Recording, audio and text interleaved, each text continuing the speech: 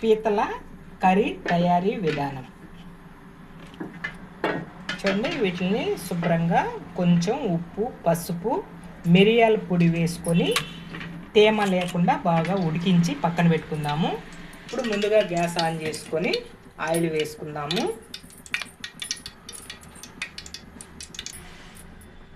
Oil బాగా heat అయిన తర్వాత కొంచెం గరం మసాలా పౌడర్ వేసుకోండి. ముందుగా ఒక 4 ఆనియన్స్ని కట్ చేసుకొని వేసుకోండి. ఈ విధంగా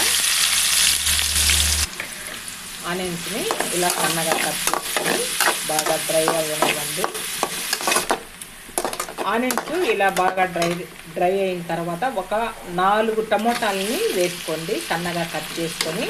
ఈ టమోటాలు కూడా బాగా డ్రై అవ్వనివ్వండి.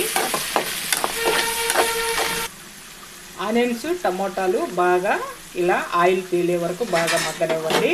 ఇందులో మసాలాన్ని ఎక్కువ యూజ్ చేయటం లేదండి. నేను ఓన్లీ అల్లం, వెల్లుల్లి, ధనియాలు, చెక్క, మొగ్గ పేస్ట్ మాత్రం వేసుకుంటున్నానండి.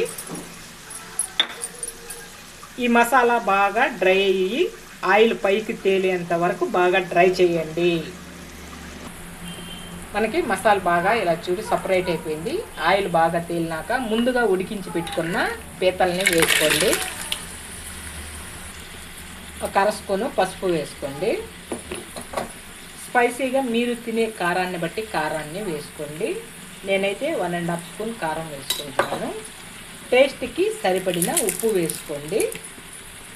మొత్తం బాగా కలుపుకోండి.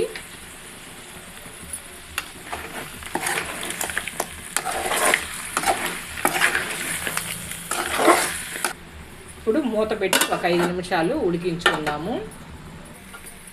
5 నిమిషాల తర్వాత ఒక గ్లాసు వాటర్ వేసుకోండి.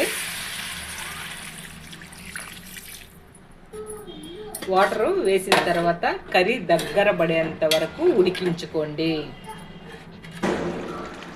అంతేనండి, పీతల కర్రీ రెడీ అయిపోయింది. ఫైనల్గా కొంచెం కొత్తిమీరని వేసుకోండి.